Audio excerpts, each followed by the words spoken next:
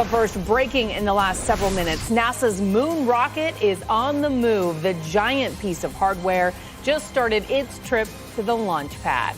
And it has a long way to go. Thanks for joining us. I'm Lisa Bell. And I'm Justin Warmoth in for Matt Austin. Tonight's rollout comes ahead of a critical test of the rocket's engine. News 6's James Sparvero is live at the Kennedy Space Center where this is all happening. And excitement is building, James. It's what everyone's been waiting all day for more than a decade, really, Justin. We're seeing the rocket right now for the first time coming out of the vehicle assembly building. NASA's new moon rocket. For the first time in 50 years, a rocket bound for the moon, fully assembled, leaving the VAB. You can just now see the rocket in almost its entirety, starting with the mobile launcher on the crawler, NASA's 6 million pound tank that's transported before this rocket, space shuttles and Saturn V's. And of course, you see the 17-story solid rocket boosters, the core stage about 200 feet tall, and then towering off at 322 feet, the Orion crew capsule there at the top. We have a huge crowd here right now as this is happening a few minutes into the rollout, filled with guests, dignitaries, and of course, all the crucial workers who made this moment happen. The high bay doors are open, and the platforms surrounding the Space Launch System are retracted. A lot of people who are very proud of the work that they've spent years working on. A lot of hugs, maybe some tears here and there. Brandon Burrows with Boeing will be one of those emotional workers. He's followed the Artemis 1 mission from development of the SLS core stage booster to the teams preparing to roll the world's most powerful rocket to Launch Pad 39B tonight. Since I've started on this program, the scale of what I'm working on has always been one of the more impressive things. It's breathtaking, actually.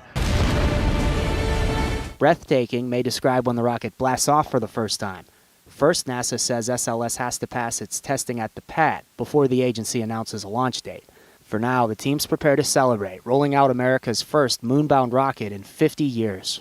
This truly is America's rocket, and this is the first time that it has all been integrated, tested, checked out, ready for that final roll. There's only one first in every program, and it's today.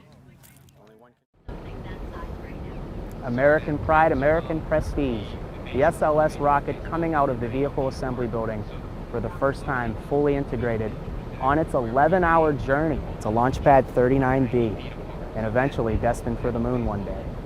The rocket right now moving at just 1 mile per hour. That's the top speed. The 6 million pound crawler can carry it. And NASA has told us that the crawler will make a stop along the way too. That explains why it takes 11 hours to go just 4 miles. We, of course, will continue to be here and show you this history here at the Space Center. A lot of people have been waiting on this moment, one of the biggest moments, maybe the biggest space story of the whole year leading up to the wet dress rehearsal, and of course, ultimately, eventually, the launch. Live at NASA's Kennedy Space Center, I'm James Sparvero, Getting Results News 6. Awesome stuff. Thank you, James. So what will it take this time around to get to the moon?